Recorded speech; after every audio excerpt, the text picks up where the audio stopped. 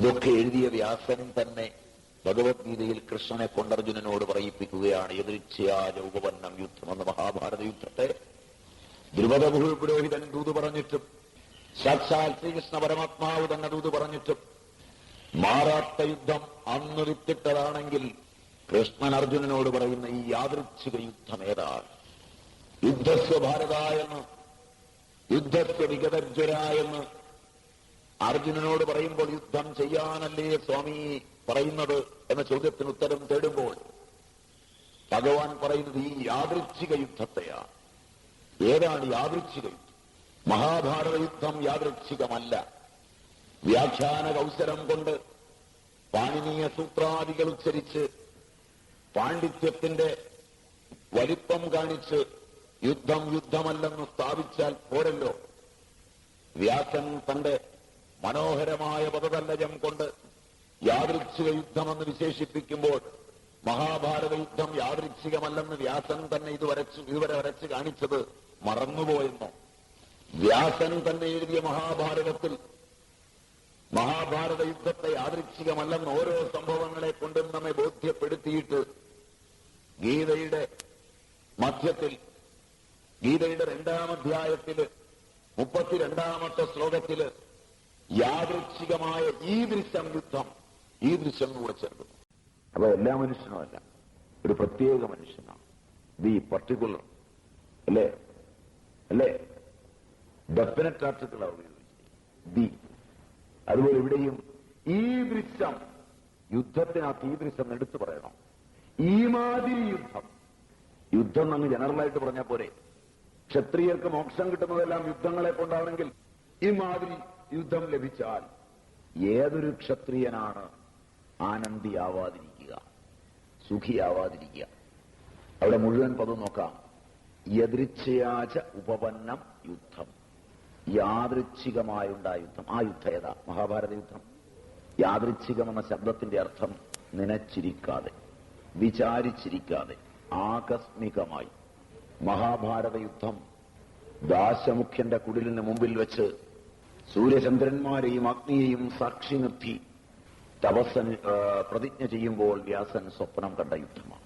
കാശി രാജ്യത്ത് പോയി അമ്പയെയും അംബികയും അംബാലികയെയും കൂട്ടിക്കൊണ്ടുവന്ന് അമ്പ തിരിച്ചുപോയി ഭാർഗവരാമനുമായി ഭീഷ്മൻ ഏറ്റുമുട്ടി ജയിച്ച് നിരാശയായി മടങ്ങിയ അമ്പ തന്റെ ദേഹത്യാഗം ചെയ്ത് ശിഖണ്ഡിനിയാകുമ്പോൾ വിത്തിട്ടതാണ് യുദ്ധം.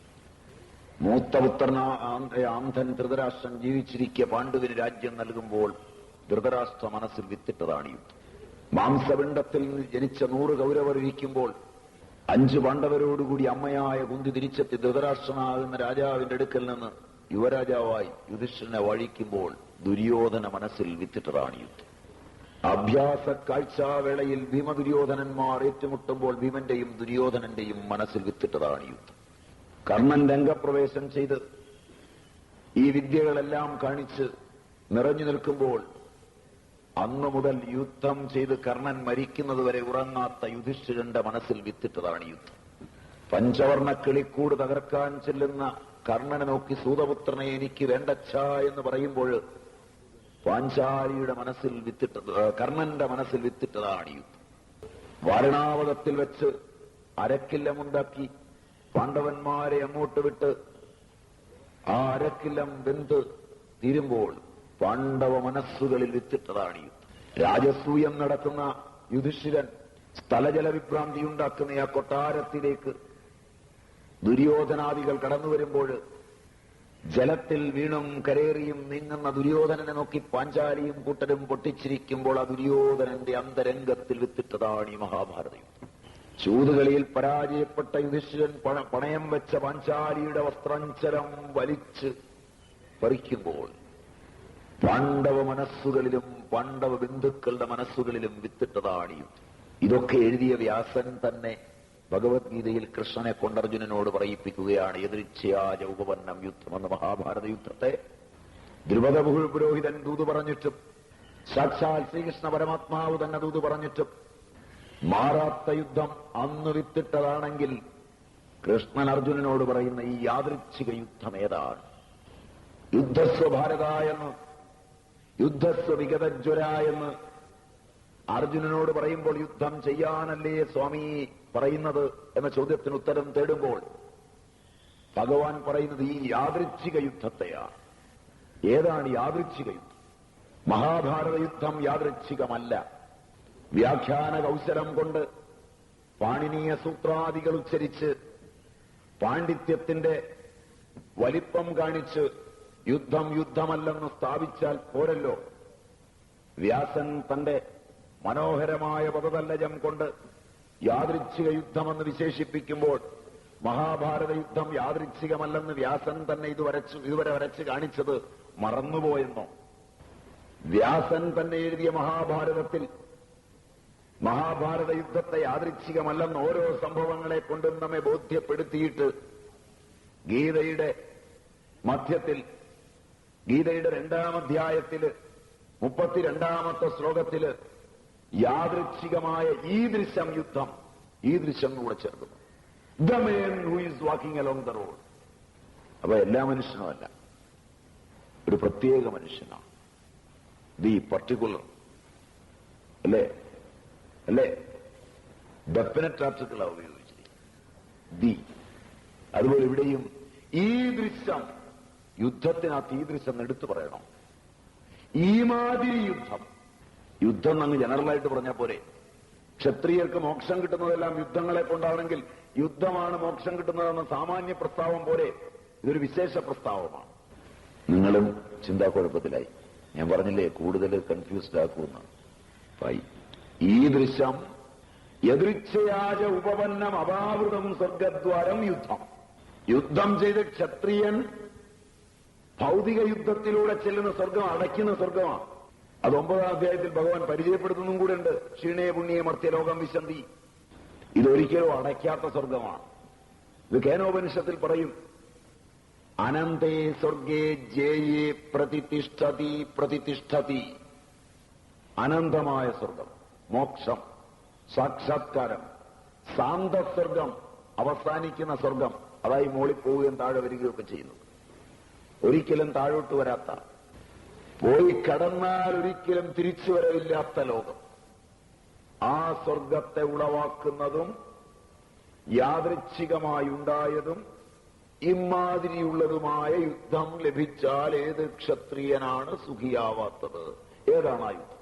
മഹാഭാരത യുദ്ധം യാദൃച്ഛികമല്ല. റൈറ്റ്. അർജുനനോടിയുന്ന യുദ്ധം. 10,000-കണക്കിന് യുദ്ധങ്ങളിൽ അർജുനൻ എതിരാളികളോട് ഏറ്റുമുട്ടിയിട്ടുണ്ട്. ഒരിക്കലും അർജുനനോട് ഏറ്റുമുട്ടിയിട്ടില്ല. ഒരു ക്ഷത്രിയൻ ഇത്തരമൊരു യുദ്ധരംഗത്തെത്തിയാൽ യാദൃച്ഛികമായി അവൻ എതിരാളിയെ മറന്ന് തന്നോട് ഏറ്റുമുട്ടാൻ തുടങ്ങും. അത് മോക്ഷത്തിന്റെ വഴിയാണ്. അലക്സാണ്ടറും അശോകനുമൊക്കെ യുദ്ധം അനുഭവിച്ചിട്ടുണ്ട്. അമ്പുകളും ഭൃത്യന്മാരുമൊക്കെ പിൻവാങ്ങി തന്നോട് തന്നെ യുദ്ധക്കളത്തിൽ ഏറ്റുമുട്ടുന്ന യുദ്ധം. കാപ്ര ഗീത പഠിക്കുമ്പോൾ ഇത് എഴുതിയിട്ടുണ്ട്. പാശ്ചാത്യന്റെ കണ്ണ് കുറച്ചുകൂടെ ഭേദമാണെന്ന് തോന്നുന്നു. 2 സെന്റൻസിൽ Bhagavad Gita, a dialogue between God, Krishna and warrior Arjuna, who came as the charioteer of Arjuna. Here, the battle between the kinsmen ceases, and the battle of Arjuna starts. The battle of enlightenment. അങ്ങനെ മറ്റാണ് കാപ്പറ പറയുന്നത്. The battle of enlightenment. അത് യാദൃച്ഛികമാണ്. ആ ശബ്ദത്തിന്റെ അർത്ഥം കാപ്രയ്ക്ക് വായിച്ചപ്പോൾ മനസ്സിലായി. നമ്മൾ നൂറ്റാണ്ടുകൾ വായിച്ചിട്ട് നമ്മൾ പോലും മനസ്സിലാക്കിയില്ല. അങ്ങനെ വന്നാൽ മോശമല്ലേ? കാപ്രയ്ക്ക് മനസ്സിലായത് ഇന്ത്യയിൽ നിന്ന് തന്നെയാണ്. ഇന്ത്യയിൽ പാരമ്പര്യമായി ഗീത പഠിക്കുന്ന സ്ഥലങ്ങളിൽ കാപ്ര പോയതുകൊണ്ട് തന്നെയാണ് അവിടുന്ന് അദ്ദേഹം ഭാരതീയ വീക്ഷണം മുഴുവൻ പഠിച്ചത്. ഇന്നും സാമ്പ്രദായികന്മാർ യുദ്ധമെന്ന് കാണുന്നത് അർജുനന്റെ ഉള്ളിൽ മാത്രമാണ്. അല്ലാതെ അതുകൊണ്ട് ഇതെന്റെ കണ്ടുപിടുത്തമല്ല. സാമ്പ്രദായികമായി നൂറ്റാണ്ടുകൾ നിലനിന്ന ഗീതാവ്യാഖ്യാനമാണ്.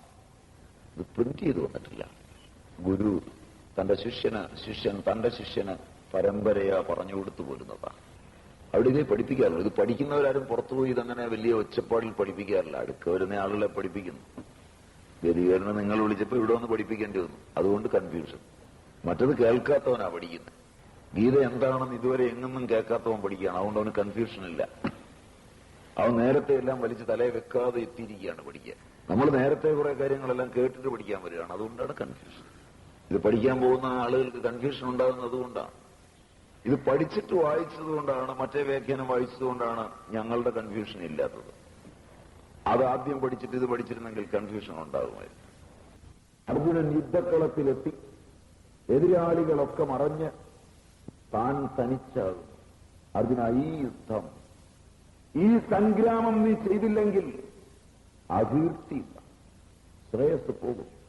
സംഭാവിതന് കീർത്തി വന്നവന് അകീർത്തി മരണത്തെക്കാൾ അപ്പുറമാണ് അർജുന. മഹാരഥന്മാർ നിന്ദിക്കും ഈ യുദ്ധം സമർത്ഥമായി കടന്നുപോയില്ലെങ്കിൽ. ഇത് കടന്നുപോയാലോ ലോകം നടുക്കുന്ന കീർത്തി കിട്ടും.